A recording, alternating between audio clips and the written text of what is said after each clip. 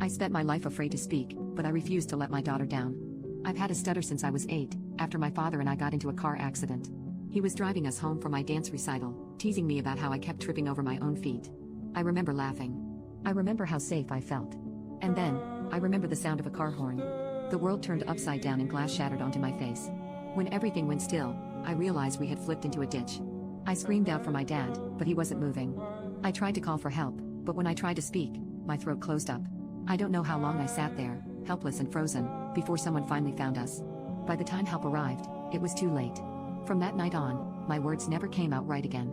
The stutter stayed with me, a constant reminder that when it mattered most, I couldn't speak. I blamed myself for his death. Growing up, I learned how cruel the world could be to people like me. Strangers grew impatient, finishing my sentences like I wasn't even there. Every interaction felt like a battle I had already lost. So, I stayed quiet. I let people talk over me. But somehow, I still found love. Daniel never made me feel broken. He waited when I stumbled over my words, never looking away and never rushing me. He loved me exactly as I was, and for the first time I thought maybe I was enough. We got married and had a daughter. For years, I convinced myself that even if I couldn't say everything I wanted to, she would know how much I cared. But kids can be cruel. By middle school, she had started making excuses for why Daniel should be the one to go to her school events instead of me. I didn't understand at first. Then during my daughter's birthday party, I overheard her friends mocking me, mimicking my stutter and saying she would end up just like me. It broke something inside me to know that my daughter was being bullied because of me. So I stepped back and let Daniel be the voice of our family. I told myself it didn't matter, as long as she was happy. Eventually she grew up and understood. She apologized one night over dinner, telling me how sorry she was forever feeling ashamed. I told her I had never blamed her. Then, a few months ago, Daniel died. Losing him was like losing a limb. He had spoken for me for so long that now I didn't know how to live in a world without him. My daughter got engaged soon after and she asked me to give a speech at her wedding. I saw the hesitation in her eyes, the worry that she was asking too much. She told me I didn't have to speak, that I could back out anytime. Most importantly, she just wanted me to be there.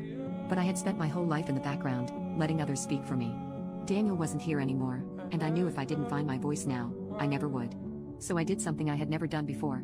I signed up for speech therapy. Twice a week, I sat in a small room with a therapist who forced me to face the memories I had buried deep. I didn't tell my daughter as I wanted it to be a surprise. On her wedding day, I stood up for the toast and started shaking, but I refused to give up. My voice trembled at first, but I had practiced too much to fail now. I talked about Daniel. About how proud he would be of our daughter and how much we both loved her. There were barely any stutters. When I finished, she ran up sobbing and hugged me. She thanked me over and over again and asked how I did it. I told her I wanted her wedding day to be perfect. She asked if my stutter was gone for good, and I told her I only did so well because I practiced the speech so much. I still had a long way to go. Then she said something that warmed my heart. She said Dad would be so proud of you. I told her no, sweetheart. He'd be proud of us.